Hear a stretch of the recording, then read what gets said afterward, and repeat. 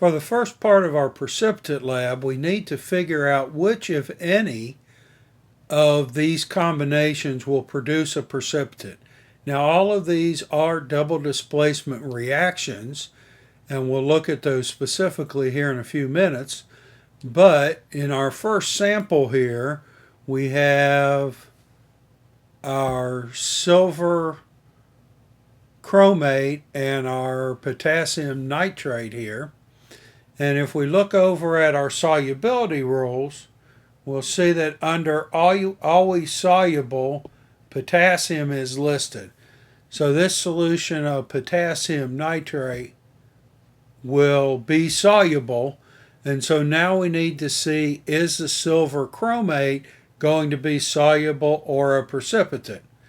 And so if we look over here with our solubility chart, we will see that the chromate ion is listed here, and chromate is insoluble unless we have alkali metals or ammonia, and silver is not an alkali metal.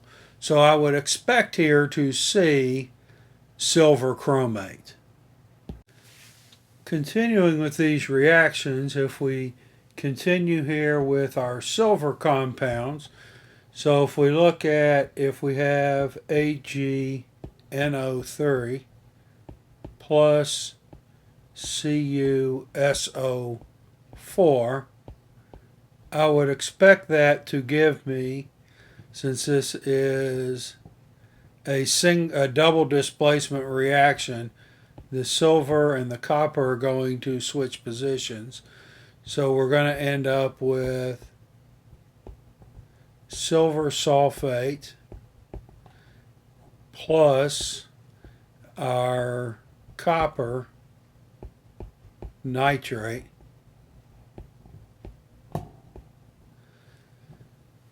And so we need to then look and see if which of these would be soluble or insoluble, and we need to look at the solubility chart. So if we look at our solubility chart here, and we come over here and we need to look at the sulfate ion, so SO4, which is here, soluble except for calcium, strontium, barium, and lead. So that should mean that the silver sulfate is soluble.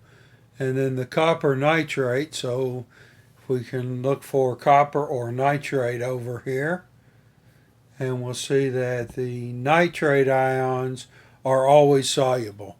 So this copper nitrate should be soluble. So in this one, we would expect to see no precipitate. Now what you need to do is continue to do this same type of thing. You can either write it down or just write down the symbols in here. And so I would expect this one to give me barium nitrate and silver hydroxide. And then you just have to figure out which of those would be soluble. And if we look at our solubility chart, our hydroxides are generally insoluble except for alkali metals and ammonia. So when we look here, silver is not an alkali metal because that's in the first column of the periodic table, and hydroxide, so I would expect this to precipitate. My barium nitrate, again, nitrates are always soluble, so I would expect that to be soluble.